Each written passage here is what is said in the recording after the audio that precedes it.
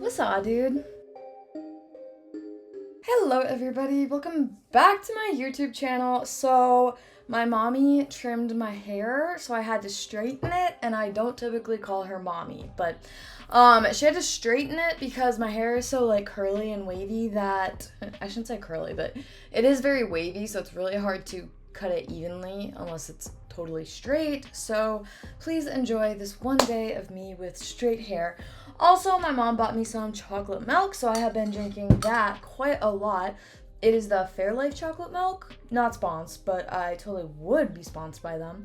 Anyways, today we are going to be talking about the Rudy Farias case. There is a little bit of talk about sexual abuse, so if that is something that is triggering to you, definitely click off of this video. I don't want anyone to be triggered from something that I'm talking about. So I have a lot of other videos that do not talk about this subject, or honestly, if this already kind of has triggered you, just mentioning it, may I recommend going and watching Little House on the Prairie instead. That always calms me down. I love that show, and the earlier seasons are very like the consequences aren't super like bad, like it's more lighthearted. So go watch Little House on the Prairie. Trust me, it'll make you feel better about the world. That's what I do. Anyways, let's jump into this case. On March 7th of 2015, Rudy Farias, who was 17 years old at the time, his mom, Janie Santana, filed a missing persons report after he failed to come back after taking the family's two dogs for a walk in Houston, Texas. The dogs came home, but Rudy did not. He had been diagnosed with depression, PTSD, as well as anxiety, and he was on medication. I try to be very careful about how I describe mental health issues. I don't want to come off as like saying that it's such a bad thing, because I mean, this stuff can totally be treated and whatnot, and it's not a bad thing and it doesn't define a person, but it's also like, I think it is important in this case to mention it.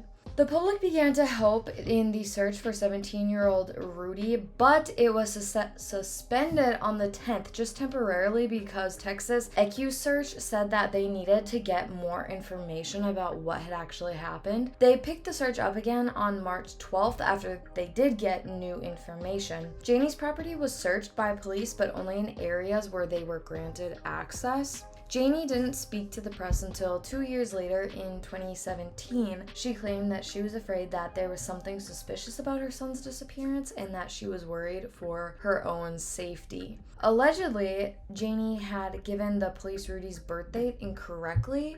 She had said that he was younger than he really was, and she also refused to give them like an updated recent photo of her son because she thought that the younger he looked, the more sympathy the case would get, which is that's an interesting way of, looking at it. She thought that he was maybe disoriented after not taking his medication. That's why I mentioned his mental health and the things that he was going through, because she tried to say that him not being on his meds would cause him to get disoriented. A year after Janie spoke out, the family reported that they actually saw him living with a relative, but the cops responded and they said that they didn't see any signs of him. A GoFundMe had been set up to help the family, and it raised over $2,000. On June 29th, 2023, 5 years after he went missing, someone called into the Houston Police Department after midnight saying that somebody was sleeping outside on the steps of a church that was located in Magnolia Park. The police said that Rudy was found with an item on him that had a family member's identification, and that was how they were able to connect him with his family. I don't know what this item was, but I think it's very odd that he just coincidentally had something that would help you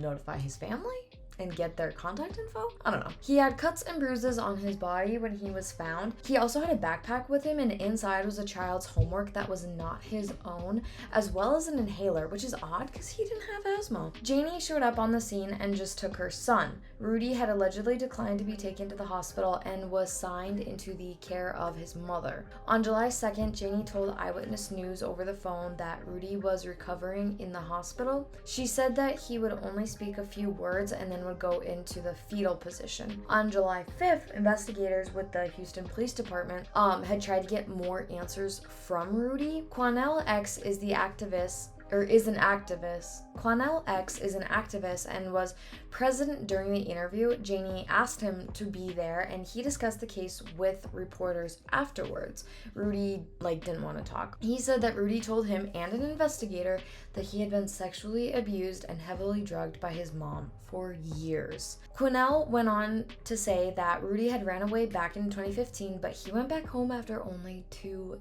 days. Janie threatened Rudy that he would get into trouble with the cops if he tried to say anything, which is not true. So for the last 8 years, Rudy had been kept hostage and sexually abused by his own mother. On July 6th, the police said that no statements about sexual abuse were made in the case and that Rudy was back home safe with his mother by choice. They also said that Rudy and Janie had had interactions with the police on the street before he was found, but they were given fake names and birth dates so they wouldn't know it was him and that he was still classified as missing. They also gave fake stories about what was kind of going on and when the police stopped and talked to him. Some of Janie's neighbors have come forward now saying that they had been hanging out with Dolph, Janie's nephew, for years, but they knew that it was Rudy. His full name is Rudolph, so I'm sure you can see how she so cleverly came up with Dolph for a name. One of the neighbors even tried to get him a job, but he said that, "I like my job. I get paid under the table." A few PIs suspected that this was all a scam. Jamie had told them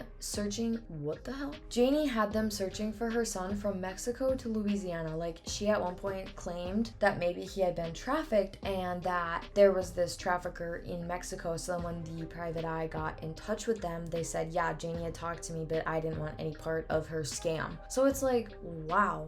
How far was she gonna let this story go? Quanell told Fox News Digital that the police failed Rudy. Rudy's father actually had worked as a cop in the traffic enforcement division of Houston Police Department, but he sadly killed himself in a patrol car in 1993, and there is a newspaper report that corroborates the death, so this could be where some of Rudy's mental illness comes from as well. Going through something like that as a kid would be really traumatic. Janie and Rudy's dad got married in 2012 when he was stationed in Tucson, Arizona with the Air Force. However, he later filed for an annulment in Harris County, Texas. He said that he found out that Janie was legally married to at least one man and possibly had 4 other husbands. The annulment had been granted. They were married for 6 months, I think. The police are trying to protect one of their own, he said, of their decision to not charge Janie or acknowledge Rudy's sexual assault claims, according to Fox.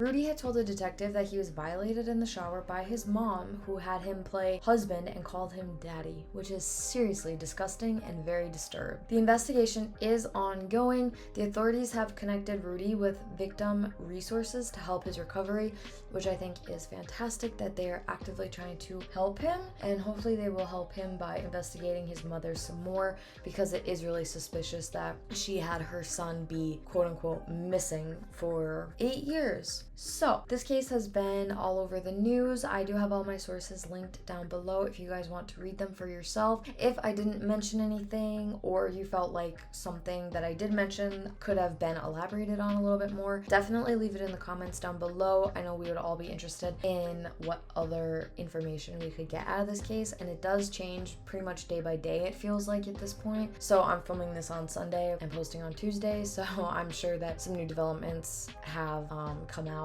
but I did this on Sunday, so I'm trying to get ahead for the week. But that is it for me today. Thank you guys so much for watching. If you enjoyed this video, please be sure to leave it a like down below, and don't forget to subscribe to my channel. But I hope that you guys have a great day and you stay safe out there. Bye guys.